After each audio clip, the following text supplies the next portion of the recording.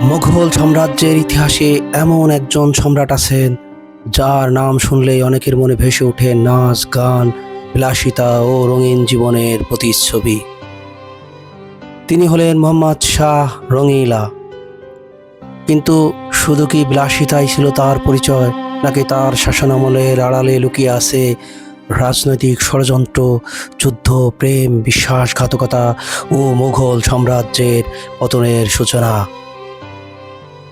প্রিয় দর্শক, হিস্টোরি বাংলার আজকের পর্বে আমরা জানাবো সম্রাট মোহাম্মদ শাহ রঙ্গিলার জন্ম থেকে মৃত্যু অবধি সম্পূর্ণ ইতিহাস। মোহাম্মদ শাহ রঙ্গিলার প্রকৃত নাম ছিল রওশন আক্তার। তিনি জন্মগ্রহণ করেন 1702 সালের 17 আগস্ট।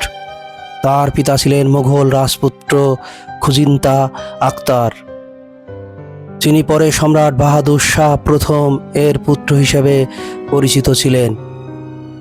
তখন মুঘল সাম্রাজ্য বাহ্যিকভাবে শক্তিশালী হলেও ভেতরে ভেতরে দুর্বল হয়ে পড়েছিলেন।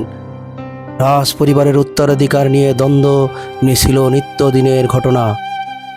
ছোটবেলা থেকেই রওশন আক্তার সঙ্গীত, কবিতা, শিল্পকলা এবং রাজ দরবারের সংস্কৃতির প্রতি বেশ আকৃষ্ট ছিলেন।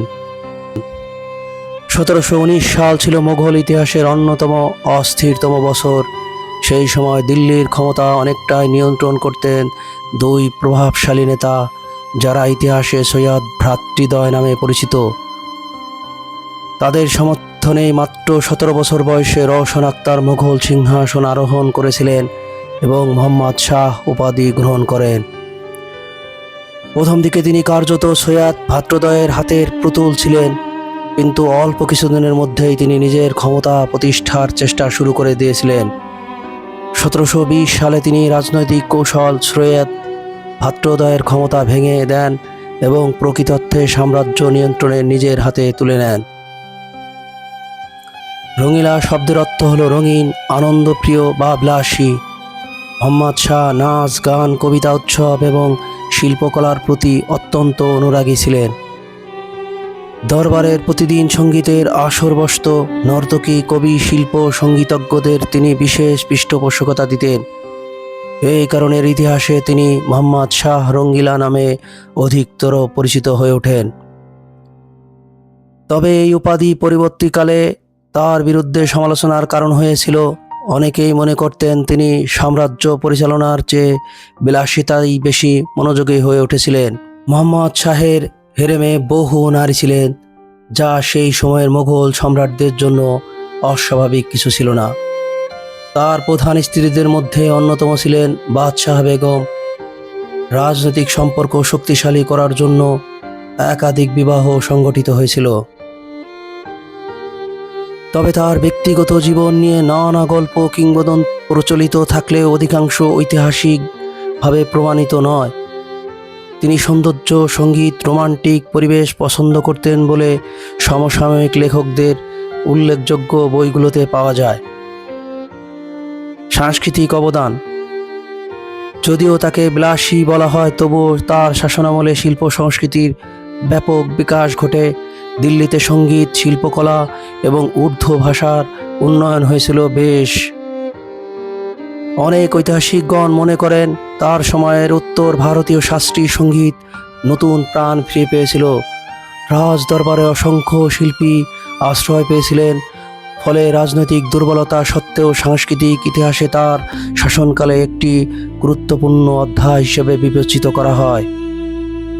সাম্রাজ্যে দুর্বলতা শুরু: মোহাম্মদ শাহ যখন ক্ষমতায় আসেন তখন মুঘল সাম্রাজ্যের ইতিহাসে ইতিমধ্যেই দুর্বলতা শুরু হয়ে গিয়েছিল।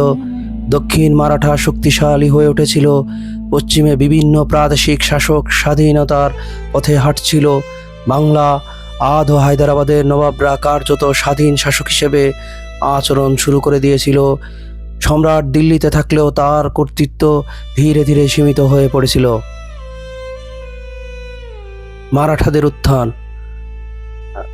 মারাঠা শক্তির দ্রুত উত্থান ছিল মোহাম্মদ শাহের শাসনামলের অন্যতম বড় চ্যালেঞ্জ। মারাঠা সেনারা উত্তর ভারতের দিক অগ্রসর হতে থাকে।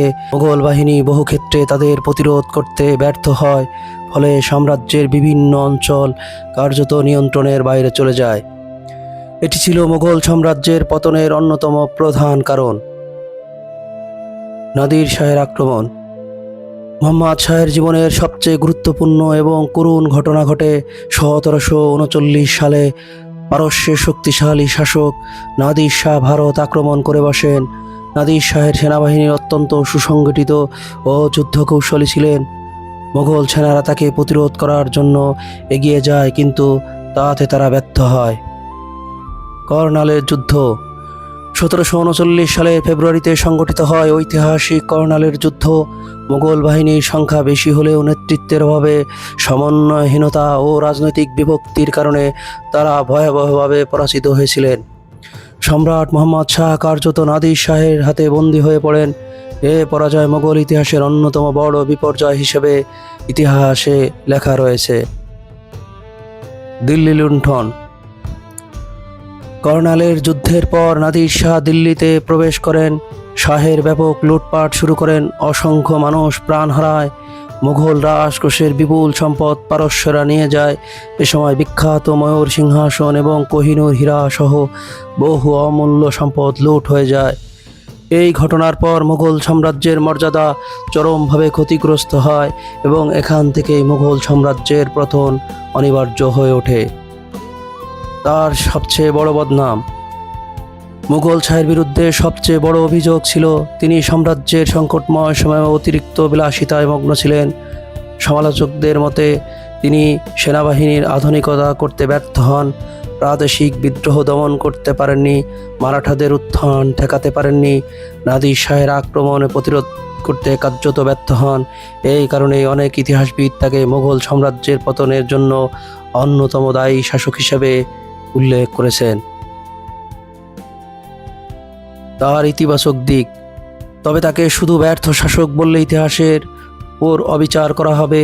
তার সময়ে শিল্পকলার উন্নয়ন হয়, সঙ্গীতের বিকাশ ঘটে, উর্দু সাহিত্য সমৃদ্ধ হয়, দিল্লির সাংস্কৃতিক কেন্দ্র হিসেবে পরিচিতি লাভ করতে থাকে।